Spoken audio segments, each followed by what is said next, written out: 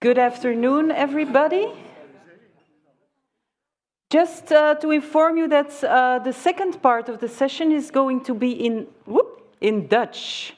So if you need a translator, you have 30 seconds to get one. Could be a challenge.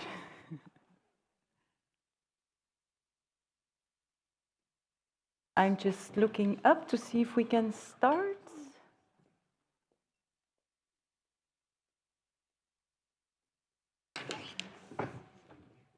Okay, welcome to this keynote session on digitalization.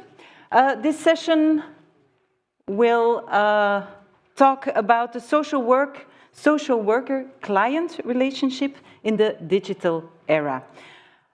I am Marie van der Kam.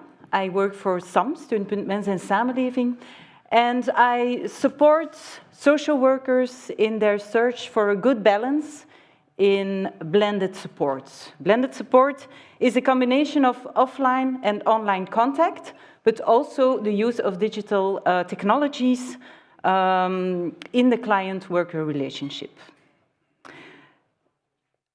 Before I introduce the speakers, I would just like to know who you are. Very short, because we don't have a lot of time to meet each other. We can do that afterwards. But I'm just curious, who of you are social workers? Raise your hands. Wow, great. A lot of practice here. Hello. Who of you are policymakers? Yes, okay. Maybe you are also a social worker or a researcher, academic? Yes? Okay, hello and welcome. Civil services and authorities? Also, yes, very good. Others? Did I forget? Lecturers of universities? Okay, welcome. Others? No? Okay. The next group I'm going to ask about, you don't have to answer. It's clients. Maybe some of you are a client in social work, or maybe mental health, or another kind of being a client. And I think if you recognize yourself, you know that the relationship with the support worker is super important. It's really the base of what you have to work with, to work on recovery and to work on well-being. So that's what we're going to talk about today. Kettil Nordesjö is Associate Professor at the Department of Social Work at Malmö University in Sweden. And he will give a lecture about his research on how digitalization affects the relationship between social workers and their clients. After the lecture, I will interview Iwein, Denayer and Lenaerts, who were in a relationship of social worker and client. And together we will reflect on the insights of Kettil in an interview. Afterwards, I hope we still have a little time to give the microphone to you and to answer your questions. Please welcome Kettil Nordesjö.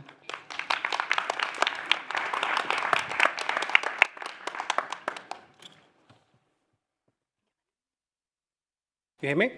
Yep. Thank you for the introduction and thank you for inviting me here. So I come from Malmö University in Sweden. I think today is 21 years ago I started my social work education. So I was kind of impressed by all the ambitious students we saw here during the morning on the big screens talking about their visions and ambitions for social work and why they were getting into social work. I didn't really know what social work was when I started studying social work. I still didn't know what social work was after half a year, I think. I wasn't really interested in people,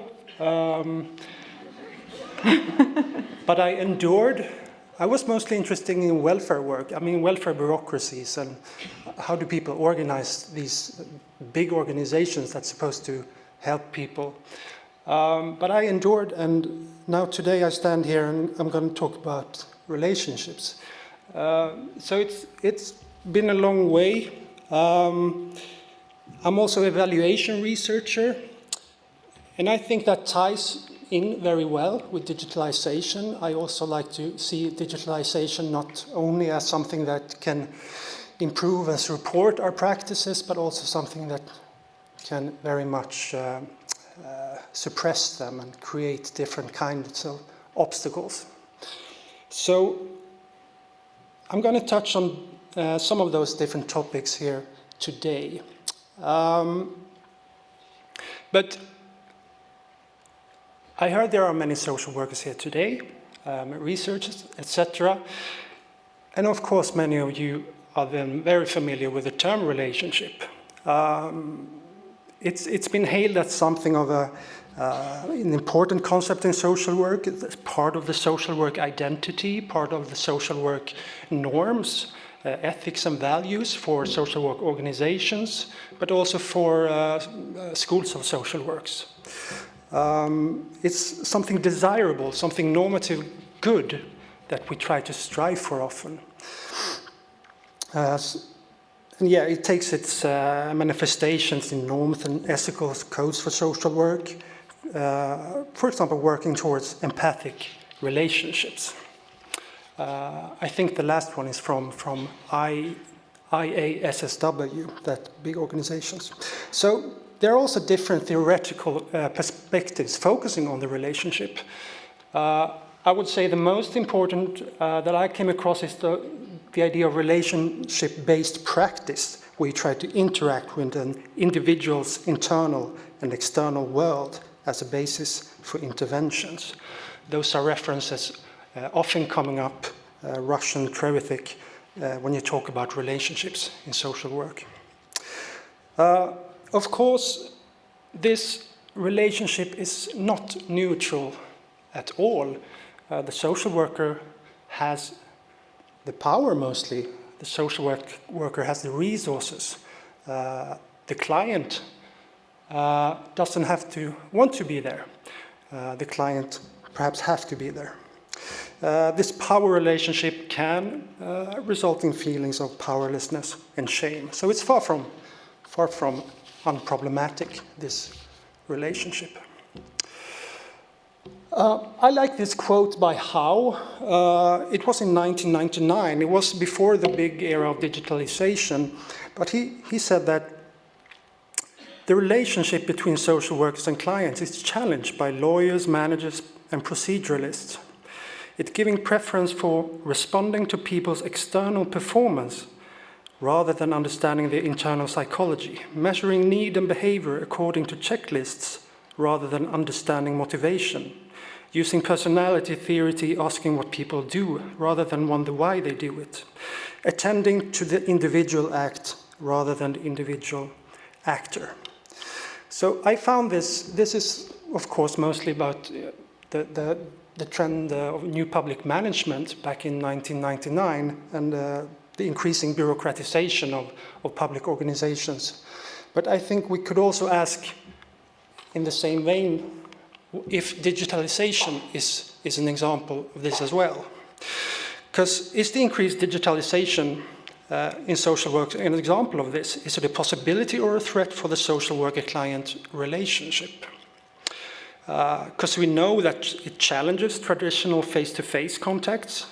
We know that it can turn social work into more of an information-gathering activity. There are different ethical dilemmas associated with using digital tools, and it can enable new avenues of contact and reach new groups. That is often the main argument for different digital tools. So what me and my colleagues did a couple of years ago was that we went through all the research on digitalization and social worker-clients relationship, trying to find out what the significance of digitalization was. And just a couple of clarifications. Digitalization is the big word. the process in which domains of social life are restructured around digital communication and media infrastructures.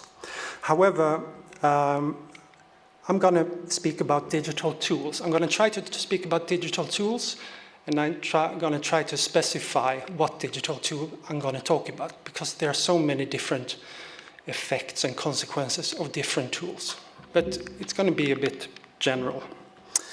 And those tools are mostly case management, like automation today, outcome measurement, when you assess clients' health or something like that, interventions, when you actually try to improve someone's situation through an app, for example, and of course communication. That was extremely useful during the COVID pandemic. And I also put up another picture, because I like to put in pictures of digitalization. It's often very sci-fi. Yeah, it feels like a sci-fi movie. But the reality in Sweden, at least, is more like this. That's a fax machine. Do you know fax machines? Yes. So that's basically a photocopier that you can use to send pictures to people who also have a fax machine. Until recently, this was the only way to actually send personal information between organizations in Sweden due to privacy issues. So we had all of these digital tools, but we still use the fax machine. So, yeah, this is not science fiction. We have to lower our demands a bit. Okay, just a quick word song, because this presentation is mostly about research before the pandemic. Of course, the use of digital tools exploded during the pandemic. Just want to say a couple of quick words.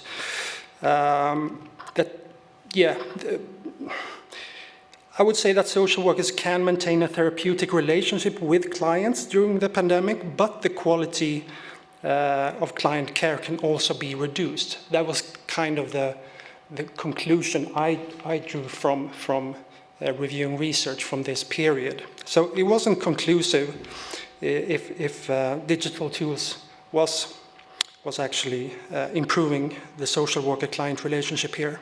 I did a survey to social workers with a colleague that basically told us that the increased use of digital tools in the relationship with the clients, that was an advantage.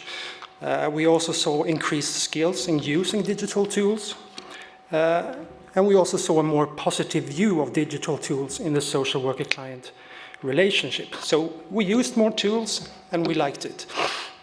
However, experience of the work environment factor, that was very divided, and people were not sure if this improved or worsened the relationship actually. But they might have liked it for other different reasons, such as flexibility and stuff like that. So that was a quick parenthesis. Yeah, sorry. So, yeah, quick words on methods. This is a configurative review that we did. We basically went from 5,000 articles to 50 articles, trying to figure out what the significance of digital tools was for the relationship. And I'm going to present 3 themes here, and those themes are as follows. So the first thing we noticed when reading all of this research was that many of these studies were about benefits and disadvantages in using digital tools, very context-specific results. So we tried to make different... This is very annoying. I'm going to stand like this. The first thing we noticed was that digital tools focus on and fragmentize the relationships. These are different dualisms, so to say. Clients can communicate on their own terms, and thus the experience, empowerment and individuality. For example, when you're using an app with your social worker for mental health improvement, you can actually focus on different things as a starting point for a dialogue. At the same time, these sort of apps and interventions through digital tools can also make that commitment becomes limited, and the relationship becomes standardized and brief as it focused on, for example, a specific goal or some small part of the individual's life instead of the whole situation. So we have that tension. We could also see that digital tools make meetings more and less accessible. And here we are talking about many different tools. In particular, younger individuals find services more accessible, and sensitive issues can be discussed more easily through social media. You can come in contact with young people, basically. Time and space become less significant. In rural areas, that's a difficult one. In rural areas, meetings are facilitated, and older individuals may also experience increased interactions. This is, of course, for elder care. I think there are lots of research on this in Australia, for example, with huge distances between communities. We try to interact and do social work despite of these distances. However, there's also this idea of the digital divide and digital exclusion that was touched upon before, where services become less accessible for certain groups, and therefore digitalization may require knowledge and assistance for both clients and professionals, we must say.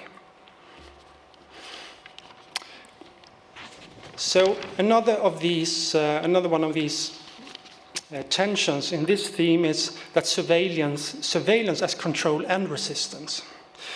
So there are many different studies showing that professionals can gather information about clients via social media, both for informational purposes, that's the good use, so to say, or just for control purposes.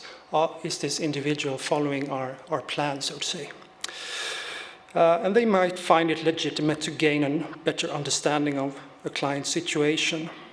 But at the same time, clients may also record a video call or telephone call and use it to actually have a record of something. Maybe have someone of you social workers experienced this? No one. Okay, that's great. I think there are different cases in Sweden where people put their recordings of social workers on the internet and stuff like that, just to, again with this, just to I see it as a way to express some kind of resistance, but it's not a good way to do it, nevertheless. But it's an interesting strategy of resistance in this context. Okay. So I would also like to say something about digital tools, how they shape social work rather than the other way around. There are lots of studies that go into that digital tools shape social work, and it can make case management technical, for example. We can also talk about technology that malfunctions and does not want to disrupt the relationship, and it can create distance between social workers and clients. And finally, it is important to adapt digital tools to social work through dialogue among technicians, professionals, clients, and management. And I think that this last point is important now when digitalization is everywhere, and when digitalization is, so to say, the solution to everything in society almost, that you need to think about implementation. You need to think about who is gaining from this new solution to a organizational problem or a social work problem, and how can we get the relevant actors into this implementation. meaning often the social workers. Yeah, so I'm going to go over to the second theme, and that's there are many ethical risks in the use of digital tools that is written about in the research. Reamer has written extensively on this, and I'm just going to list different aspects of ethics, mostly related to client-informed consent and having boundaries by not using or using social media, for example. We found two ways that you speak about ethics in the social worker-client relationship. The first is protection of privacy and confidentiality. The argument is that digitalization poses threats to the private sphere, and confidentiality must be regulated through ethical professional codes, thereby protecting against unethical behavior. And most of the research is in this category. It's basically about how can we regulate social work through the use of digital tools in social work through ethics or rules. A few articles also touch upon power dynamics and the client resistance, and relate the issues of power dynamics to how clients can resist surveillance.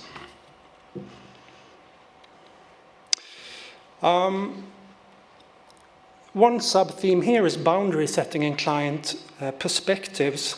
So not having boundaries with a client can pose significant ethical risks. Inviting clients into one's private sphere, gathering information via social media, or intruding into the client's private sphere can jeopardize the client's situation.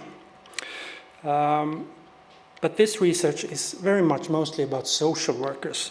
So I would argue that it's an important area to do more research in, understanding how clients can resist or how clients can deal with these sometimes unethical practices from social workers. And that's the thing with this research. I would argue that children and youth are the most discussed group regarding ethics.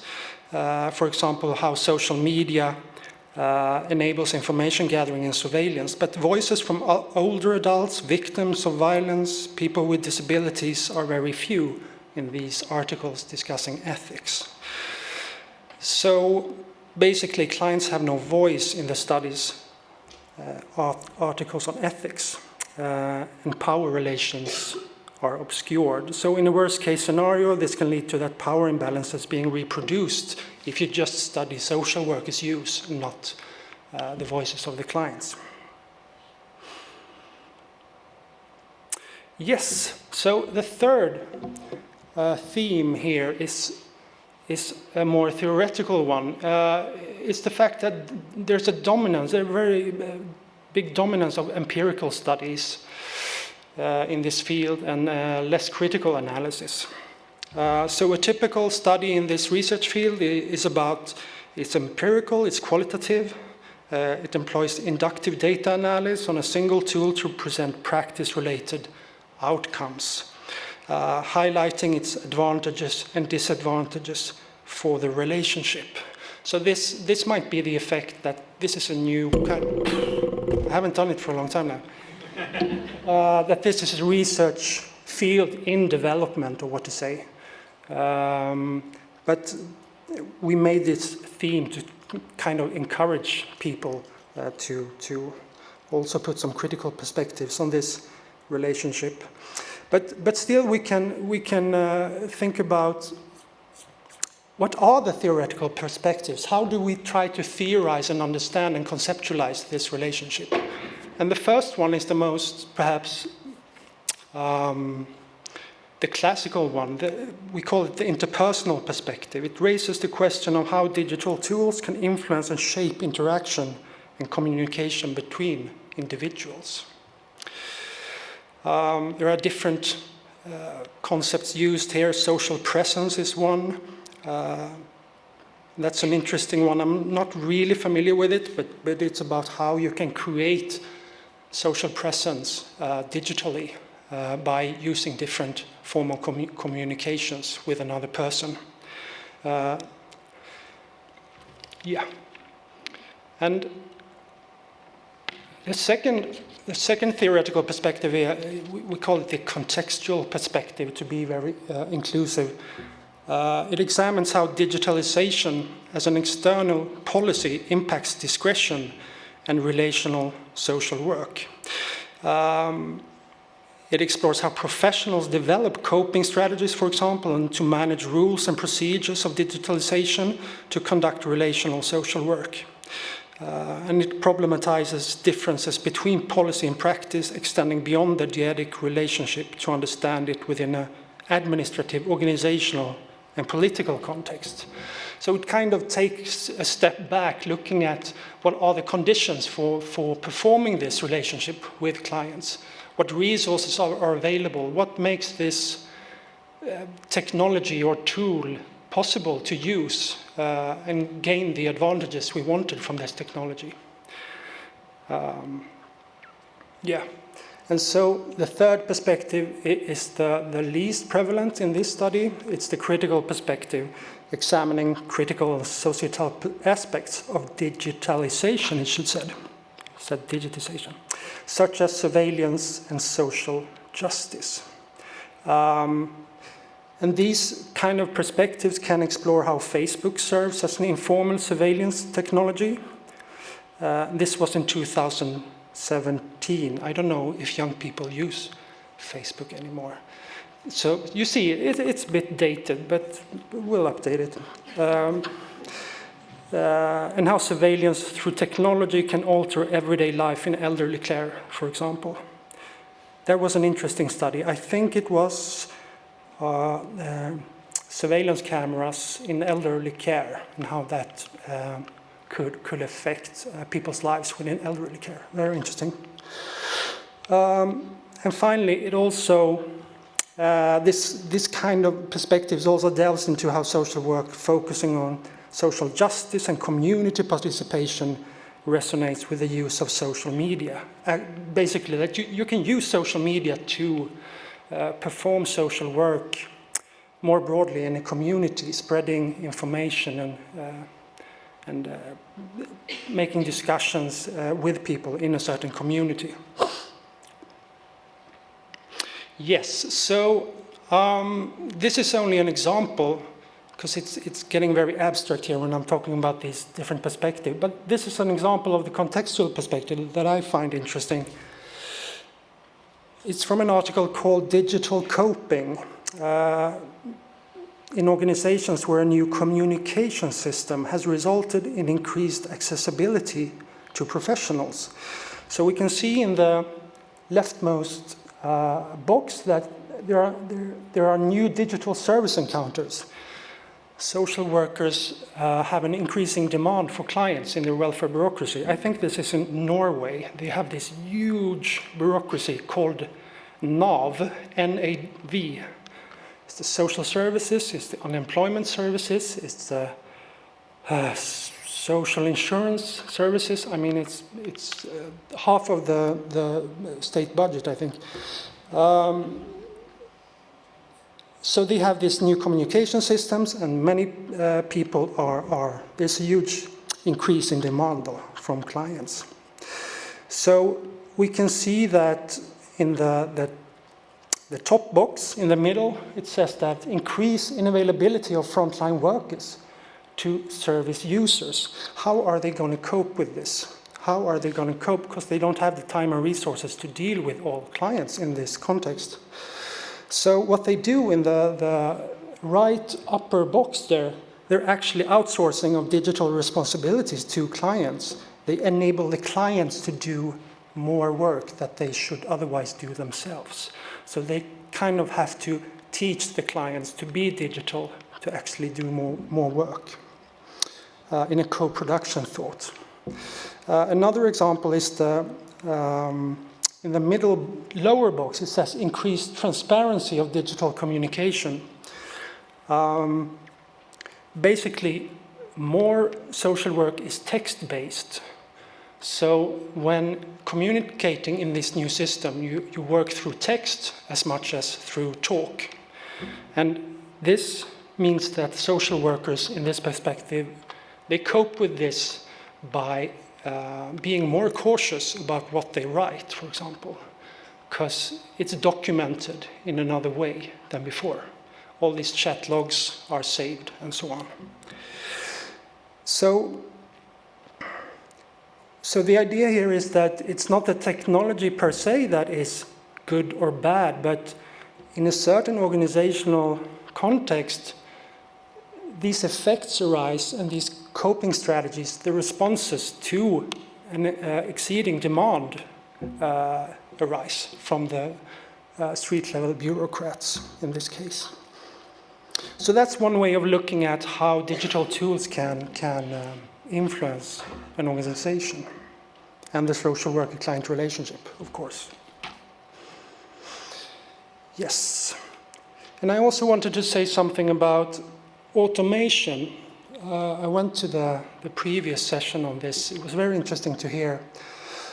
So in Sweden, automation has been a huge discussion in the last 10 years on how it affects the discretion of social workers and how it might lead to that we don't need social workers anymore. This discussion has kind of faded out, and now everyone's positive to it all of a sudden. I think it has to do with that people see some of the advantages, but we haven't really explored all of the advantages and disadvantages of it. I made a study with some colleagues about this. Just in short, automated decision-making, ADM short, is used to assess citizens' eligibility to public services and benefits through computerized algorithms. It's primarily used in social assistance, in social work in Sweden. So basically, an algorithm will suggest who will get a basic social income or not, or more likely suggest a decision to the social worker, because it's still forbidden in law for the robot to take an own decision. So, yeah, the discussion was on, do we really need social workers to do these investigations anymore? The goals are often to increase legal security, that everyone should have the same opportunity to get social assistance, but it was also about time efficiency, saving time and money, and also to get more time for client interactions. And I think I heard something about that in the previous session. There were kind of similar ambitions. And what's interesting in this talk about the social worker-client relationship is then, can this idea of automation improve or make time for more relationships? And in this study, we couldn't really tell. In one of the cases, they were just able to investigate more cases. They used their free time to assess more cases.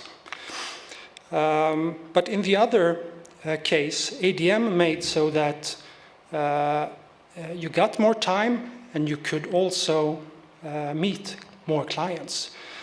They call it customer time. That wasn't really what I expected, but during this customer time, they were also kind of hesitant to know what to do with all this free time. Now we have made this process super efficient, but do I really need to meet this client every week? What are we going to talk about?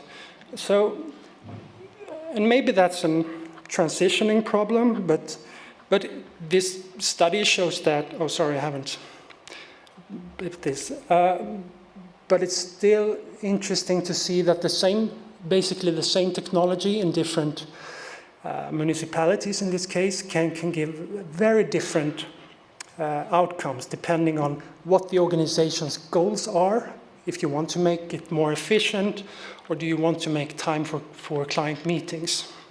And it was so different with basically the same technology. So this is just arguing more for studying like the implementation of digitalization and knowing what the object is of this digital tool, because it can create very different outcomes.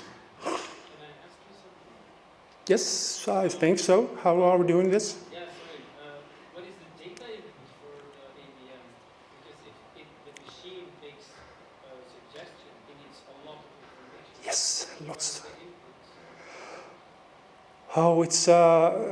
I think it's partly a questionnaire from the client, like lots of questions, like I guess 50 questions on their status, and they have to attach different proofs of where they live, where they worked before, and so on. If you have been active in the labor market, searching for jobs, and so on. And then this registry or this application is coordinated with other registries, because this is in the social services on a municipal level, so it's coordinated with registries from state level, and that's what that's what's so time consuming for social workers, that they have to coordinate this application with other registries. Yeah, so that's the short answer. But that's a huge area. We could have a session only on that. So just to wrap up, because I think the time is coming to an end. If I'm going to say something very simple about this research on the social worker-client relationship, it would be that on the one hand, there's technological optimism. You can take this stance that digital tools can initiate, maintain, and transform interpersonal relationships in new ways that enhance social work and client situation. That's not controversial at all. We have lots of research showing that. For example, improved accessibility and relationships with hard-to-reach groups. In this perspective, the risks of social work becoming technical or surveillance-oriented, they can be managed through education and discussion on ethics within the social work community in a reflexive practice. So digital tools from this perspective are tools to enhance the relationship, of course. And not only to enhance, it's instrumental to the relationship. On the other hand, digital tools can also be seen as a threat to relational social work. Michael Power doesn't write a lot anymore, I think, but I found something from this year where he talked about Ordered Society 2.0, that there's not much written about the ordered society anymore, but it has taken new forms, and digitalization can be one risk if we don't know how to use digitalization. And this other perspective, it can illustrate how power dynamics in relationships are influenced and altered through standardization, surveillance, and professional strategies for discretion. And such insights, I think, are possible to perceive through contextual and critical perspectives, which are relatively uncommon in this research area. And also the client's voice. So studying the significance of digitalization for the relationship helps us to understand what is considered important in social work and identify nuances and negotiations between taken for granted values. And we could look at several things in the future. These are only some of the things where the challenges are balanced by other values like accountability and legal certainty. That's the case of automation, for example. You argue for legal security and accountability, but in what way does this help the practical professional social work? And if it doesn't, is it worth the other values? We can also compare the significance of different tools for the relationships, and we could explore clients' experiences of the significance of digital tools. And lastly, my own favorite, how social work can participate in the design of digitalization for professionals and clients, so that digitalization doesn't run the risk of being those top-down implementation failures where great ambitions are dashed in Oakland, I would say, dashed in practice. So that's my final word. If possible, get access to the implementation context in the organization to improve, to clarify the use and ambition of digital tools. Thank you.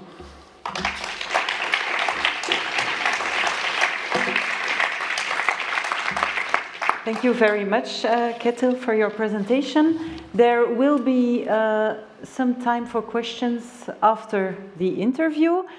I will be going to Dutch from now.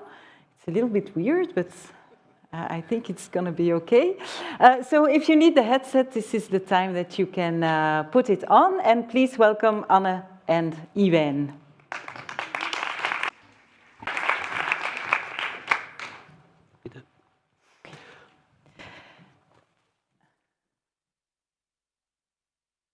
Sorry, maar ik denk dat... Okay. Yeah, we need to switch seats. Okay, we can get started. Anne and Iwein. So we will talk about your relationship, right? So you have a professional relationship, right? And I think that you've got a very interesting professional relationship. Why? Because in the past, you were actually, let's say, a care professional client, and now you're colleagues. Anna, could you tell me something about yourselves? Yes, indeed. It's very, very nice to be here in this setting and to be on stage. It's a unique position because, indeed, we are colleagues these days for the Centre General Welfare Work, and I actually am part of the centre in Halle. So there we actually offer different services to people in a very accessible way. So they've got a shower, can drink a coffee, can use a washing machine, can talk with one another. People actually come to meet one another, to get to know other people, to find the network. And at the same time, we also try to, let's say, set up a relationship with these people, with these clients. And then this is actually my role, because right now, but in the past, I was actually accompanied by Iwein. When I was about 18 years old, I actually looked for help, and I got in contact with IAC. I just wanted to stress that Anna is really living proof that at a certain moment in time, you can be, well, really, really, really deep. You can be really in trouble, but then at a certain moment in time, you can get going once again. And I just wanted to add it. And I'm Iwein, and I worked for IAC, so that's why I know Anna, because that was the first centre where she got in touch with, social work. And nowadays, I actually work on different topics with different groups, but I also work on social media, and I work on topics like divorce, difficult teenagers, what else? So, for example, what is actually a CAW in Flanders, so that's a Centre for General Well-being, because a lot of people don't really know what we do. And then I'm also an outreach worker in a region around Brussels, and there I really try to, make a link between the citizens and the different services that are available.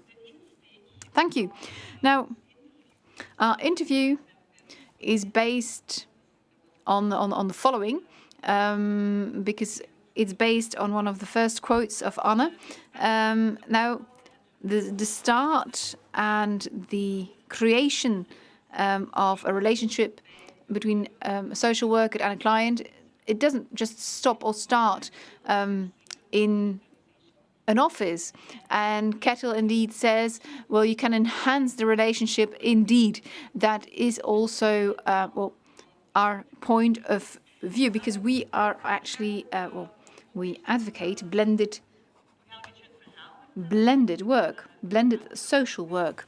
And so we can actually look into how it got started, your relationship. Then afterwards, we're going to look how people can look for information on the internet if they don't feel well. What kind of communication channels can you use to actually get in touch with one another, not just to meet or to arrange a meeting, but to actually to go beyond and to have a more in-depth contact or relationship.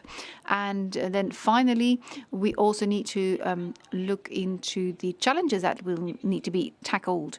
And Anna and Iwein can give you some tips, right? Okay, now we can talk about this for hours, right? Just a warning, but from time to time, I will interrupt our speakers to continue. Okay, now, Anna, how did you get in touch with the YUC, with the youth organization or the youth center? Well, my very first contact was through actually a contact form on the website of the JAC center. And it sounds a bit strange, but that was what I chose. Because I could also send an email, well, phone them, or I could even visit them, but I really had to think about this thoroughly, and it was difficult for me to take that particular step. Now, before you actually filled out the form or completed the form, there was an entire process, right? Because on the internet you looked for information, you looked for things that could actually help you. Yes. Sometimes internet did help me. Sometimes it was more of an enemy than a friend. But it did take some time indeed before I actually, dared to contact the youth center. So that's why I've got this paper here, because I want to, give just a brief summary, but it took a long time. So I will briefly just give you a summary. I actually first contacted the university and telling them, well, I don't feel right. Is it possible to get some help? So then they told me you have to contact a student psychologist. I actually did it a couple of times, but I didn't really feel comfortable, so I stopped visiting the psychologist, the student psychologist. And then you feel a bit, let's say,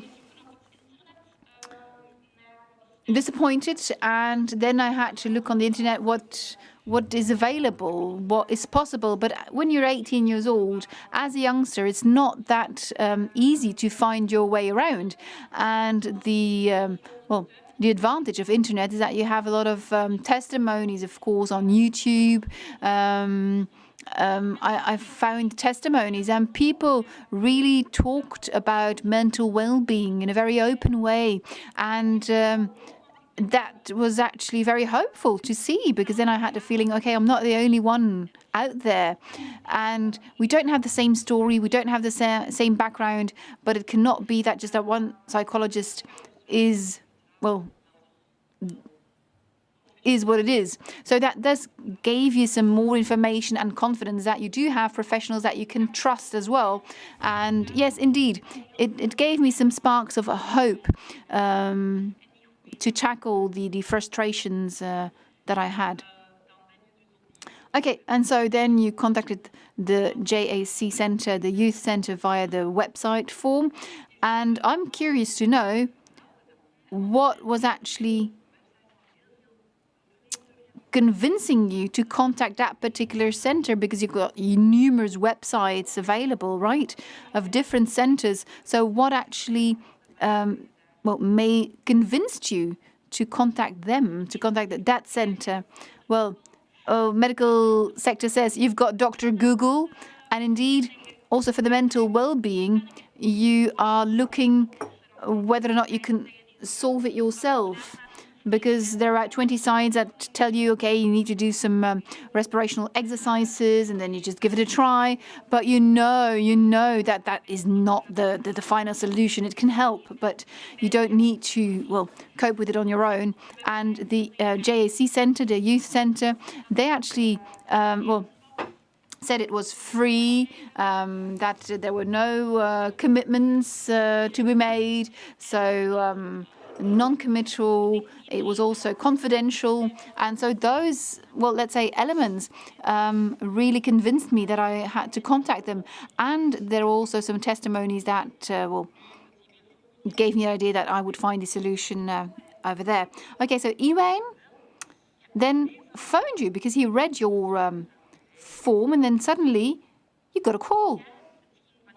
Yes, because at first it was something at a certain distance, just filling out a form on the website, and even if I was emotional at the time, because it's cry for help, and I had a lot of doubts, and I was really looking for help. So it was a cry for help filling out that form. But then Iwein gave me a call, and I still recall that particular moment in time, because I was actually living in Wallonia. I was cooking, and then the phone rings. I was answering the phone, and Iwein says, "I don't know what you said. I can't recall what you said." But he contacted me by phone, and then suddenly you've got a person talking to you, and it was really the very start of our, let's say, human-centered relationship. Indeed, it's important that you take into account that there are still numerous thresholds. If you don't feel right, that you need to take time to find that particular confidence to take the very first step. Now, you actually told me during the preparatory sessions that from the very start, different communication possibilities and channels were used. It was not only a face-to-face contact. Indeed. Now, actually, everything starts when you actually hear someone, when you see someone, because for a lot of youngsters and adults, some services are just abbreviations and they don't really know what it is all about. But it starts with a relationship as soon as you hear or as soon as you see someone. But for us, we actually had email, WhatsApp. We had COVID, and so we had the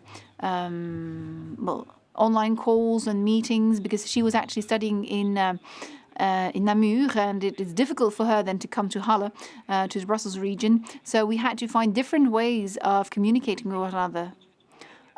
So we had to find other solutions. Okay, so it's due to Corona, to the COVID crisis, and Kettil, you also mentioned it, and social workers became much more enthusiastic after a while. It was being appreciated, but for you, it was not just only a necessity. It was also sometimes a choice to choose a particular means of communication, because you used mail, and for you, email was important, WhatsApp, video calls as well, phone calls, face-to-face talks. And so when do you decide to use what kind of medium or means of communication?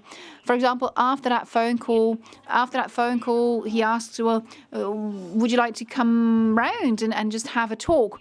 And I do think that a face-to-face talk is important, because then you get to know the organization, you get to know the person, and the fact that it's a face-to-face contact makes sure that you have a lot of non-verbal communication as well. Because if you're emotional, it's also visible, and over the phone, it is not visible. Sometimes the conversation just stops and people don't really know what is happening. But Iwein, maybe you could actually elaborate on that? Well, we actually used email because sometimes we could not make any appointments. And in this particular situation, I also have some other cases that I'm thinking about. Email sometimes is a slower way of communicating, and that's not bad either, because me as a social worker, but also Anna, we could actually take our time to think about what we would be writing, and because you're in an email, you're in written communication, and then you really need to think about how you can communicate this via email. It gets create a more in-depth, let's say, communication, and not everyone is able to do this. Anna is able to do this. She's very fluent in communicating via email, but for some other youngsters, this is not the way to communicate with them. So is it really something that you need to, look into together? Is some kind of quest? Well, I think it has been created organically, right?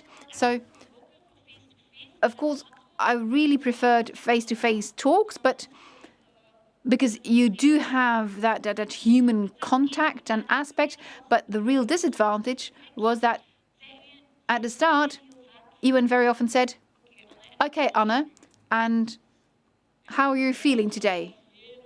And then for me, that was a very difficult question to answer, because I didn't know what to say. I didn't know what I had to say, because I had so many thoughts in my head.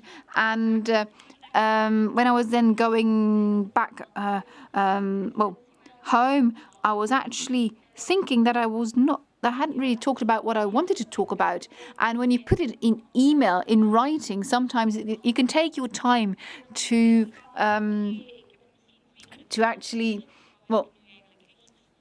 organize it, to sort it out, and you can think about, what have I said? What do I need to say? What do I want to say? Okay, so sometimes you can actually write it down and then also reread it, structure it, organize it, and for you, that is part of the process, right? Now, I think we're convinced, right? Now, digital media and the use of digital tools, it's not only, let's say, superficial, right? Because this is something that, some social workers actually tell you, right? It's not only always very possible to have an in-depth relationship if you have an email or online communication.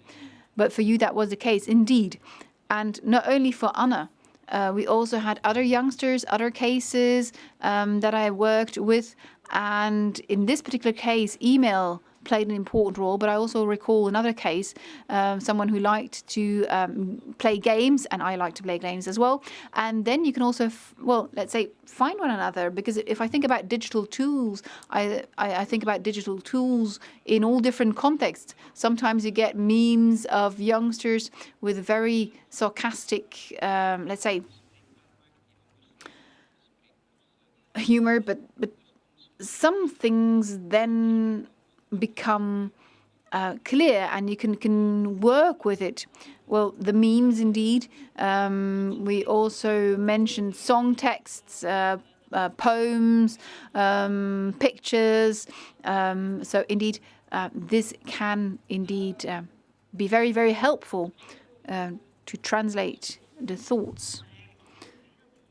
Now, Iwein, as a social worker, there are numerous applications that you can use. You've got the different communication channels, means of communication. We haven't even mentioned the apps, the applications. You've got instruction videos, websites, pictures. You get websites, emails, calls. You've got the appointments in your agenda. You've got the digital agenda as well. So how can you manage this as a social worker? Because, okay, someone can actually send like 15 different WhatsApp messages a day. And how can you cope with it? How can you cope with it as a social worker? Because you need to answer it or you can't answer it. Well, as a social worker, you need to set your own boundaries. And if you know this, and if you put this in practice, it's easy also to talk about it with the people you are accompanying. For example, you can tell them, okay, at 5 o'clock, I actually switch off my cell phone and you cannot contact me anymore because then I stop working. And sometimes this frustrates people, and for Anne, but also for other youngsters.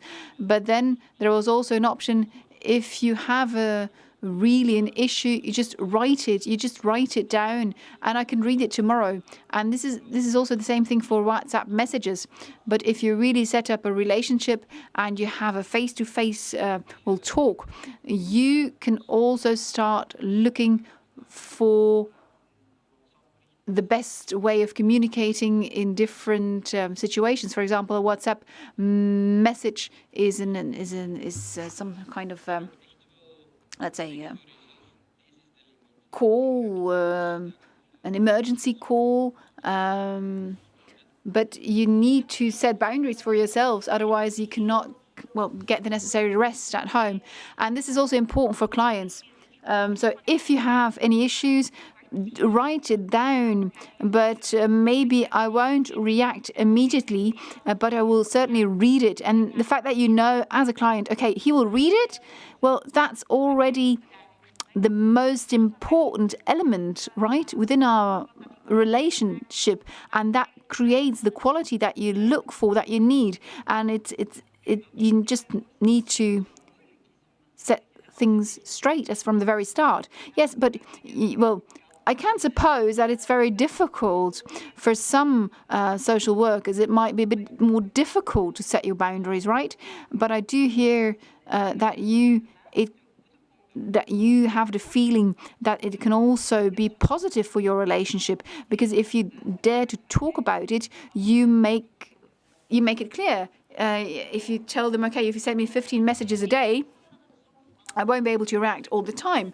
And indeed, I can imagine that it's sometimes a bit, difficult to communicate this, but it's especially important to know how you need to give this message. And for me, for example, I've got a lot of clients who actually send me WhatsApp messages, and then I tell them, okay, I see that you send me a lot of messages. It's important for me to react to that, and that's why I would like to take the time that is needed. Is it okay that you just keep on sending them, and then we can just make an appointment to talk about these messages? And then the client can actually say, okay, this is something that fits me perfectly well, or the client says, no, that doesn't really fit me, and then you have to look for other options. Okay, I'm just checking the time, and we've got another 4 to 5 minutes left. So let's continue. So you say it's something that you need to do for yourself as a social worker, but it's also not only you, but also your organization, the employer that needs to, set up a framework, and that has to have a certain vision. So because you need to use the different means, and you need to use it in a very conscient way. Okay, now let's talk about the challenges. Now, Kettil, you told us the use of digital tools can make it much more accessible on the one hand, but it can also make sure that care and help is not accessible at all. And so I'm actually curious to know, do you have the same kind of experiences, or what can be the possible thresholds for the use of digital tools and digitalization? Now, what pops up in my mind is the following. A large group of youngsters, they are a bit, let's say, mistrustful if I actually tell them, well, we do need your national security number. Well, and also adults, well, or we need some email details or contact details. They are, well, a bit, let's say, mistrustful, and they actually ask and wonder, what can you see, because everything can be hacked, and I don't want to give you all the information. And so we do see that this might be a threshold as well. So the privacy and indeed protecting data is important. Now, Anna, you work in the CAW Center, and there you do have a lot of people who have difficulties using digital tools, right? And how do you tackle it? Well, it is indeed a fact. Some people come to our center and they don't have the necessary digital skills. They don't have the necessary competencies and knowledge, and then they do have a number of thresholds. So on the one hand, some people contact us and they say, okay, how do I need to, for example, wire money, transfer money? I don't understand how I need to do this. I can't go to the bank anymore, or indeed scanning QR codes. We should not just tell them, okay, it's just times are changing. No, for those people, it's an issue, it's a problem, and we need to invest in it. And for example, we try to help them. We try to show them, and then the next time we try to help them and let them do it themselves, but be just next to them. And each time that they succeed in doing something, well, it's a little victory, right? Because they, for example, they succeeded in transferring money. But for some clients still want to keep everything on paper. So digital tools should not be the absolute outcome. No, it's just a means of communication, and it should not be, let's say, hindering what people are really needing at the time. And now, maybe one last tip, Iwein. Iwein, in the past, we were very, very glad if we just had one personal computer in the entire room, right? Because then we could check our email one at a time. But Anna, you're a digital native. Digital media have always been there. So for you, it's obvious that you've got digital tools. But if people here in the room say, okay, I want to use digital tools, but I'm not really into it, so what would be your ultimate tip? Well, I can be very brief, or I can keep it very brief. Digital tools to communicate, you need to use them. But you need to look for those tools that you feel comfortable with, right? Tools that you're used to work with.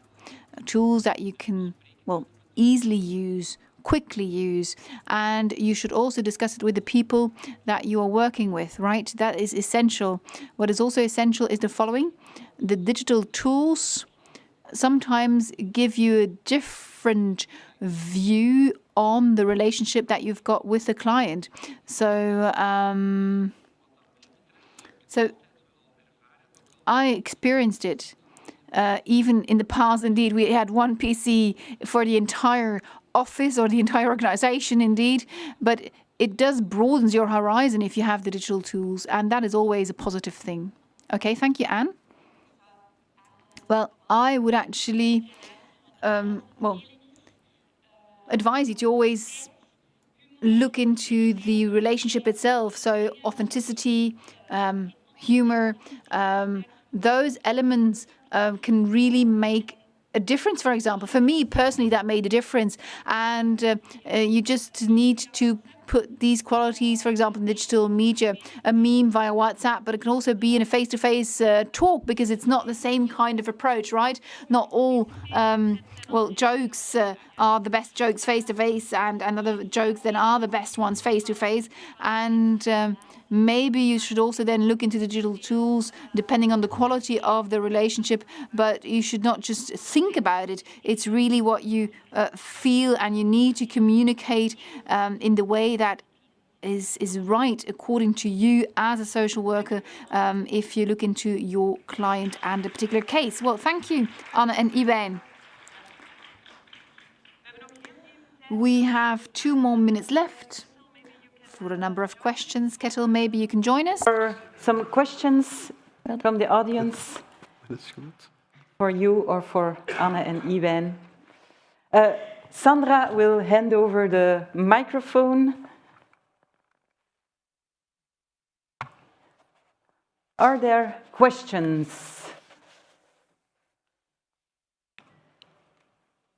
Yes? Yeah.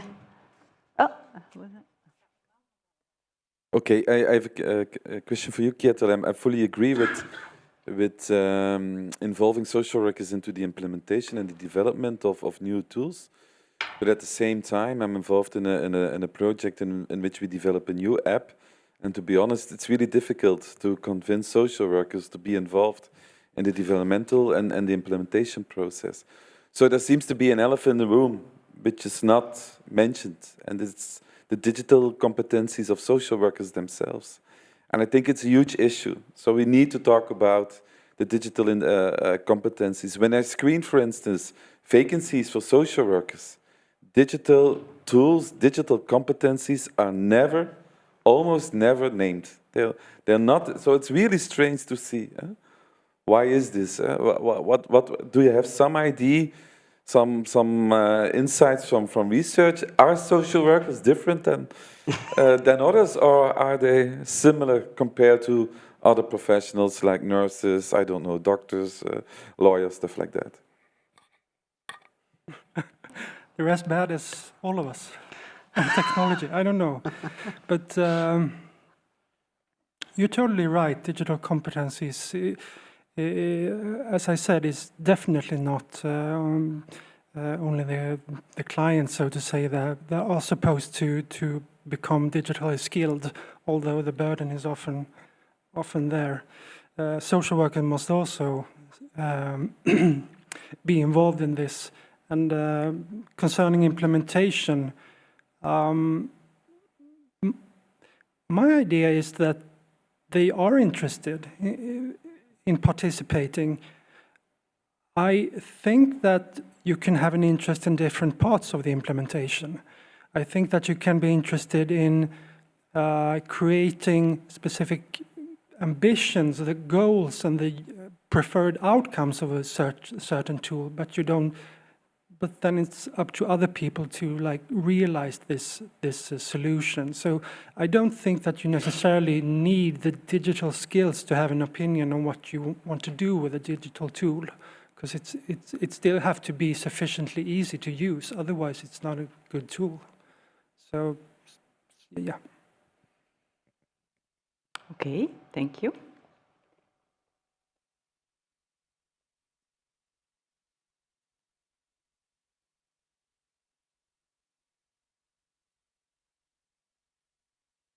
Thank you very much, and sorry I was late. I come from the UK and I do social work there.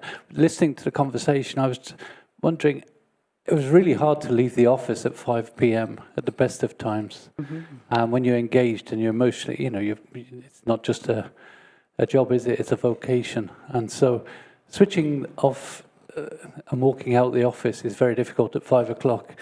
If you start using the tools with the means of communicating with WhatsApp and things like this, people are generally addicted to that kind of thing anyway, and it's really hard to turn it off even when they're at work. So I don't know how that, when you're then involved in somebody who's in emotional distress, I can't easily see how I could switch off my phone at 5 o'clock. I could easily see myself trying to respond to that issue day after day until about 8, 9 p.m., maybe even later. There is a worry about how it encroaches upon personal life, how you draw that boundary for yourself. But there's also an ethical side to it, I think, as well, about that boundary between your working life and your personal life, and making sure that there's a proper framework so that it's not abused either, because people do get attachments, and vulnerable people are particularly vulnerable to the people who help them. Okay, and do you have a question for us regarding that issue? Yes, it was about maybe, do you have a framework you have to work within, so you've got some regulation attached to the use of these tools, or is it just how you choose to use them? Yes. And where do you draw your boundaries? Okay, yes, thank you. I don't know, if maybe Iwein or Anne? I want to answer. The organization you work for is very important, because they put out these boundaries too. They have conversations with the social workers about how to set these boundaries. They're not set in stone, but we kind of feel it's our obligation through our employer to think about it and to find a healthy way to use those means of communication. So in our case, with our employer, that's the case, but I can imagine there are also employers that don't do this. They don't have this healthy conversation with their employers. So that one's very important. But the other what you said about leaving the office at 5 p.m. and the WhatsApp messages, it's very difficult because it can be taxing. But it's very difficult to pinpoint the balance. The balance is with Anna. It was a certain way. With another client, it's another balance. So, but you have to think about it. You have to communicate about it with the people you work with also. Can I begin? You can begin. Yeah, like Iwein said, there is the level of the organization, and there is also the individual level, and it's very important that we think about how can we hold our work healthy and in balance. But I don't think there is a wrong and a false in this. It's there's two approaches that I can very shortly give you as an inspiration. I have a supervisor where I work with who tells a lot from his experience that for him, he tells to his clients, or when he was working with clients, he tells them, okay, you can call me at any time. Now, it's shocking, maybe, but I will not answer when I'm in the swimming pool.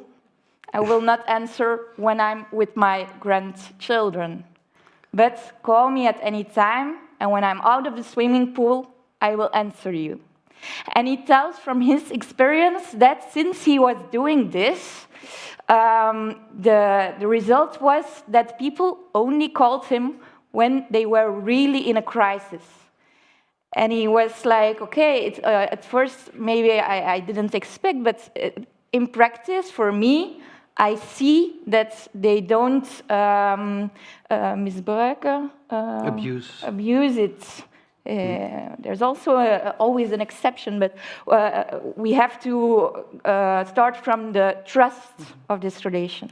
And at the other end, I can imagine that there are people who say, for me, I know myself, it's better to say at 5 o'clock, I let my phone in the office and I go home, and next day I will come back. And maybe I say to my clients, look, there are other options. There are free numbers to call, volunteers who want to listen to your story.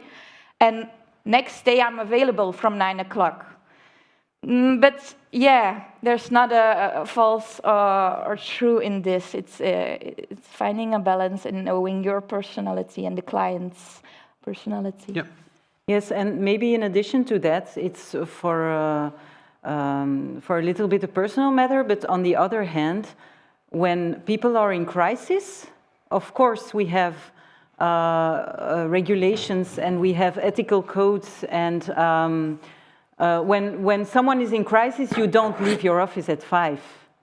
So when someone is in crisis and WhatsApp is the only way to communicate with that person, you will not leave your phone at work. So we try also to make a translation of ethical code that you use in face-to-face or offline contacts, and to translate them to how do you use these regulations with digital tools, so that, of course, you have your responsibility as a social worker and also as a human being to react to situations of distress and crisis. Okay, one more question, and the rest is maybe for the coffee. I have kind of a response to what's been said and what's been asked. I'm a social worker for the EUSWC, which most of you will know, the General Social Service for Belgium. And I can maybe respond a little bit to the person who asked the question, like, why don't social workers respond to developing an app with them? And I think, from my experience, is because we are completely swamped. If you just send an occasional mail, it will get buried in the tens of other mails you get every day with the job that you do. And I remember when I was really doing the social service, the Socialendienst, I don't have the time and the luxury to just, what's this? Let me look at it in detail, and so, maybe I'll do this, I'll register. So the way you're asking social workers is also very important. If you go personally introduce yourself into these organizations and say, this is what we're trying to develop and this is how it could be beneficial to you, then maybe some people will be interested in actually joining this program. If you just send a mail, forget it. It's like dead on arrival. So invest in the relationship. Yes, and also with how you want to do it, of course. And I could say also for Kettil, the whole top-down is also very real. Like if you work in an EUSWC, you know the bureaucracy and the frame you have to work in, and there's not many. What do you call it? Like the program you're working on the PC is totally not user-friendly, and you just have to get on with it day after day after day. And you can say to your supervisor, like, please. You don't have extra time to ask yourself, what will I do today? Because I have all these digital tools that do all my work for me. Yeah, or no, it's a digital tool from 1990, or I don't know. It's like it's a disaster. So you just have to work with it because they do not update this thing because it costs money, and they don't have the money for a new program because it costs tens of thousands of euros. So it's a lot of different things that influence what you can do or how we can react to certain developments. That's just what I want to say. Okay, thank you very much. Can I just add something? Yes, one thing, Iwein, and then we have to stop. Up until now, here in Belgium, when you study social work, you have the option individual social work, social cultural work, and I don't know the English term, personeelswerk. Personeelswerk. PW. HR, human maybe research. It's time for a fourth part, social work and digitalization, because I have friends who are interested in IT and also interested in people, but they choose IT because the pay is better. So maybe if you provide a new form of education. But maybe we can use the digital tools more in relation with our clients and maybe a bit less in the administration. I would be very glad for that, and I agree with the guy. Okay, let's end this session on this last quote of Anne. Thank you very much for your engagement.